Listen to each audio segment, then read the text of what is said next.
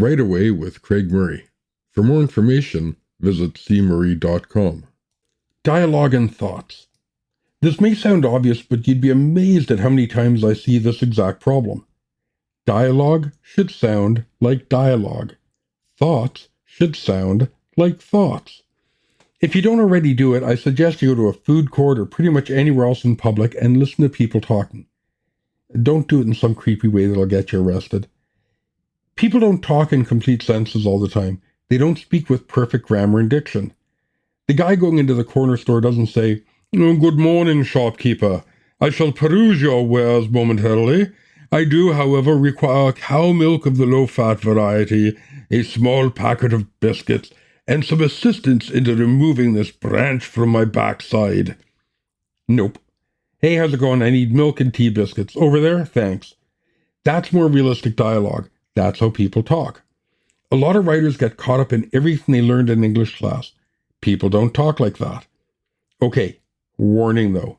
Don't get too accurate or you'll have characters who sound brain damaged. You know, like how a lot of people do actually talk.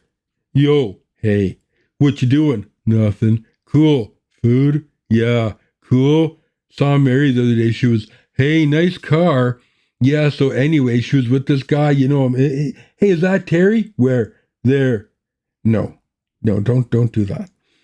You do want to avoid the stilted, stunt, does not sound like real people talking dialogue you see way too often.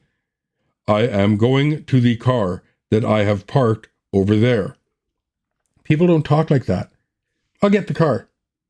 People also don't give long-winded and completely explanatory statements or monologues where they tell the other person stuff they would already know. I see writers do that all the time.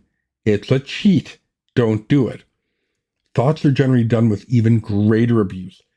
People's thoughts are not, and should not be, an easy excuse for you to do an information dump. Way too often I see variations of this. "Oh, there's Jenny Smith. She's the mother of another player on my little Timmy's baseball team. I don't like her. She seems to be very full of herself, driving around in her fancy car. One of these days I must tell her exactly what I think of her. If it was not for the fact that her husband is my husband's manager, I would have told her a long time ago," thought Susie. No one thinks like that. Nobody. "Ugh, there's that bitch Jenny," thought Sue. That's how people think. Short, incomplete sentences. They certainly don't spend time telling themselves stuff they already know. You see it all the time, though. You see all sorts of bad writing where the character is either thinking in complete and detailed sentences, not for the sake of their thoughts, more for a lazy way of giving the reader a ton of information without actually having to include it in the story. You'll find this in dialogue far too often. Don't do it. People telling each other things they already know and don't need to have explained to them. It's a cheat, a cheap one, and a bad one.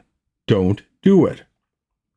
"Honey, do you remember 3 years ago when you were laid off for 6 months and we had very little money, but I needed a car to get to work, so we purchased a used car from Bill's used car lot? It was a lime green Pacer with orange leatherette seats and purple fuzzy dice hanging from the rearview mirror. We knew at the time the car wouldn't last very long and that it was on its last legs, but because of the circumstances, we made do with what we had. Well, now, after many months, the car has started to have an issue. Great gray clouds of smoke whenever I'm driving down the highway. I fear the worst," said Martha. I fear having to read anything like that ever again. But you do read it. Way too often. Variations of this. The writers want to give all sorts of backstory or important details and are too lazy to include it in the story. So they think they can just cheat and hide it in excessive thoughts or dialogue. Don't do this. "Honey, I think the car is screwed. It's puking out gray smoke."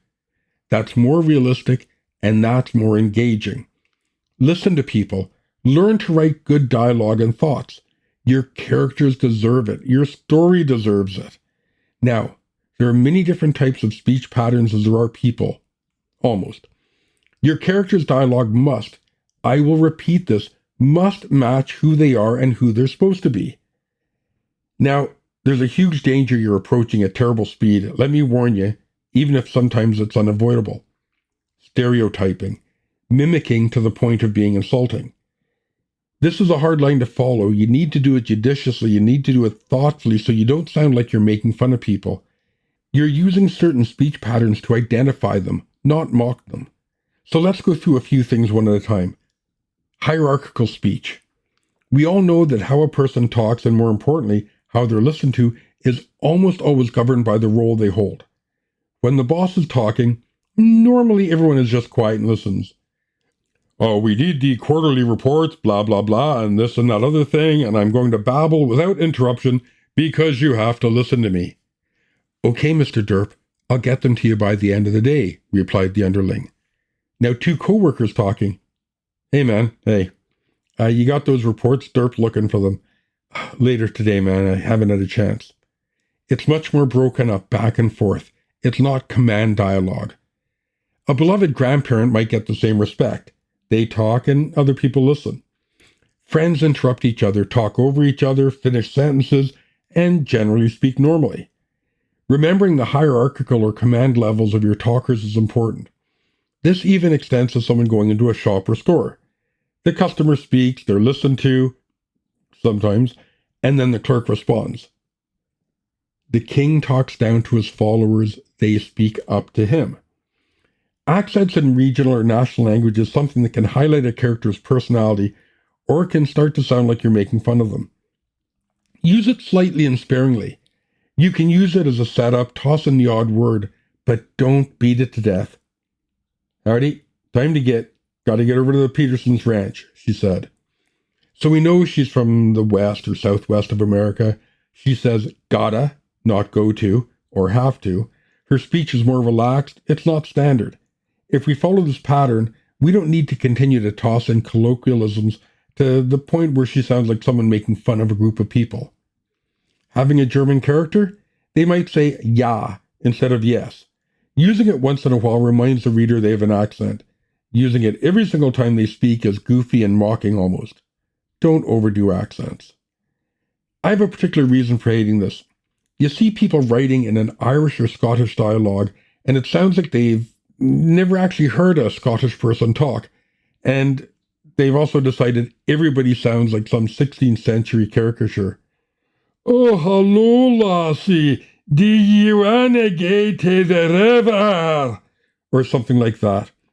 If you want to include accent words, again, you better know what they actually sound like, at least well enough to use them, or you better use them sparingly. Just as bad as overusing speech patterns is underusing them, making everyone talk or sound the same. The same accent, the same level of education, the same speech patterns. Lord Fauntleroy, Vice Admiral of Fleet, Knight of 1,000 Blades, stormed into the room. "What's up, bitches?" he yelled. Is no less out of place than having a mechanic, let's say. And to be fair, I've known some pretty well-spoken mechanics. I just had to choose someone. "Good morrow to you, kind sir. It would appear that the gearing devices in your mechanical conveyance are failing to function within norms." Make your dialogue suit the person and their condition, background, and education. Make them suit the emotions a person's going through at the time. Make it realistic and a reasonably accurate representation of a real person doing real things.